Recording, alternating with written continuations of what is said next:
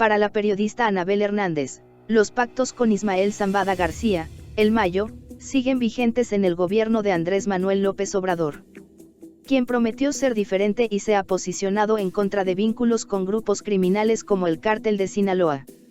La reportera de investigación, especializada en temas de narcotráfico, aseguró que aquellos acuerdos denunciados en su libro El Traidor, el diario secreto del hijo del Mayo, Grijalvo, 2019, siguen intactos en la llamada Cuarta Transformación que encabeza López Obrador. Aunado a ello, ha identificado una suma de eventos que le permiten apuntar a las relaciones entre políticos y narcotraficantes que, presuntamente, acabarían con el gobierno en turno, pero por desgracia, eso no ha ocurrido. No importa el partido político, ni siquiera importa cómo se llame el presidente o cuál sea su tendencia ideológica o no, lo que importa son los hechos. Yo soy una periodista de investigación y estoy obligada a ver los hechos y los hechos que yo veo, me preocupan muchísimo, señaló Anabel Hernández en entrevista con Blog del Narco de México. En el contexto de la exoneración a Salvador Cienfuegos Cepeda, exsecretario de la Defensa Nacional acusado de narcotráfico en EU y devuelto a México donde la Fiscalía General de la República no procedió contra él, la periodista agregó que el general forma parte de los intereses del grupo de poder que ella ha señalado en sus investigaciones, algunos de los cuales siguen prófugos e impunes, y otros pocos enfrentan un proceso tras las rejas. Por un lado, tenemos a un presidente que decidió liberar a Ovidio Guzmán López, el hijo del Chapo Guzmán. Por otro lado, tenemos a un presidente que se detiene en plena pandemia a saludar de mano a la madre de un narcotraficante que es el Chapo Guzmán, tenemos a un presidente que ahora exonera a Cienfuegos, que pone en riesgo la relación bilateral, ventilando información confidencial que no le corresponde ventilar a su gobierno y tenemos a un presidente, cuyo gobierno sigue teniendo contratos con el Mayo Zambada, aseveró la periodista. Pues según su análisis, esas acciones no pueden leerse como hechos aislados y querer entenderlos de esa manera sería un error. Por ello adelantó que realiza indagatorias en lo que definió como el reto más complejo de su carrera periodística, para explicar cómo es que están conectadas esas decisiones polémicas del gobierno en turno. Si bien, el perdón al general puede ser para congraciarse con los militares y el actual titular de la Sedena, porque AMLO depende de este sector en su administración, las consecuencias de estos hechos no son excluyentes entre sí. Anabel Hernández dejó ver que en ese sentido, sus hipótesis no apuntan a buenas noticias, aunque lo expondrá en cuanto esté documentado. Los contratos que yo denuncié que existían, cuando publiqué el libro El Traidor en el año 2019, siguen vigentes, nadie se ha atrevido a cancelarlos, porque tienen miedo, porque esos contratos no se tocan. La pregunta es, bueno, ¿y por qué no se tocan? Se supone que este gobierno iba a ser distinto, y si vemos todos estos elementos, por desgracia estamos viendo que no es distinto, estamos viendo una dinámica muy preocupante, muy similar a lo que vimos anteriormente, y esa dinámica no puede pensarse como cada una de estas cosas, como un hecho aislado. Me parece que todo esto está conectado, explicó la también columnista de la Deutsche Welle.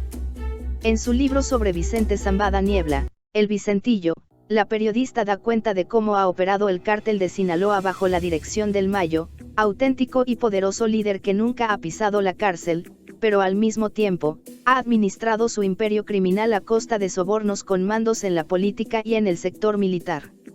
Al final del capítulo 12, por ejemplo, el Vicentillo narra cómo eran los pagos a tenientes, coroneles o al mismo general Humberto Eduardo Antimo Miranda, a quien presuntamente pagaron al menos $50,000 al mes en el sexenio de Felipe Calderón, cuando el castrense ocupó el cargo de oficial mayor de la Sedena. No solo detalla sus vínculos en el bastión del cártel que es Sinaloa, sino de sus operaciones en otros estados como Quintana Roo o Chiapas.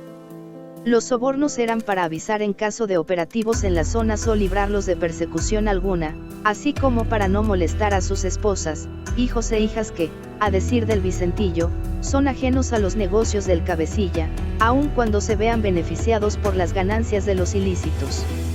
Ha llegado a ser tan costoso el pago de sobornos a los diversos funcionarios públicos, desde el presidente hasta abajo, que el Mayo se ha quejado de que en realidad, a fin de cuentas, trabaja para el gobierno, apuntó Anabel Hernández. Ismael Zambada García ha estado al frente del grupo criminal desde mediados de 1990, aunque su carrera delictiva comenzó más de una década antes. Lleva más de 25 años, de sus 72, como líder del cártel de Sinaloa, manteniendo un bajo perfil y consolidando su imperio a través de negocios legales, desde la agricultura hasta la ganadería. En otra ocasión, la periodista ha comentado para este medio que no existe voluntad institucional para arrestar al capo, pese a que las autoridades saben dónde se esconde. Eso es muestra de la protección que goza el Mayo y lo mantiene libre por sus presuntos delitos contra la salud. Yo pienso que no hay ninguna voluntad. Yo pienso que si lo quisieran detener lo podrían detener mañana. El gobierno mexicano sabe dónde está, los americanos saben dónde está. El Mayo Zambada, al igual que García Luna, sigue teniendo protección de las instituciones y me parece que su propia libertad habla por sí misma, señaló. A finales de octubre pasado, fue dado a conocer que la Unidad de Inteligencia Financiera decidió acorralar a familiares de Zambada García.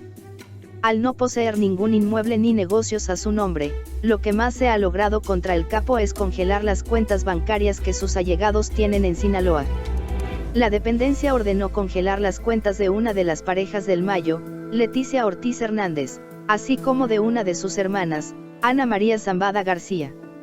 Según los documentos, ambas manejan un bajo perfil.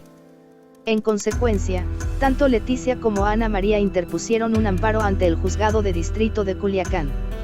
El bloqueo de cuentas ocurrió días después de la captura y posterior liberación de Ovidio Guzmán, en octubre de 2019. Pero más allá de esto, en el gobierno de López Obrador no se han reportado grandes operaciones contra el cártel de Sinaloa, ni siquiera la voluntad para ir contra su líder. El mismo presidente ha manifestado que está en contra de continuar la estrategia de ir por los cabecillas, porque ello genera fragmentaciones. Además, confía en que programas sociales alejen a la juventud de las tentaciones y el dinero fácil del narcotráfico, porque son alternativas en la educación o el empleo. Sin embargo, esto también se traduce en una especie de concesión para que líderes como el Mayo continúen su negocio con garantías de que los esfuerzos del gobierno están en una apuesta diferente. Mientras tanto, el narcotraficante gozará de impunidad, probablemente, hasta su muerte. Más información en el blog del narco.com.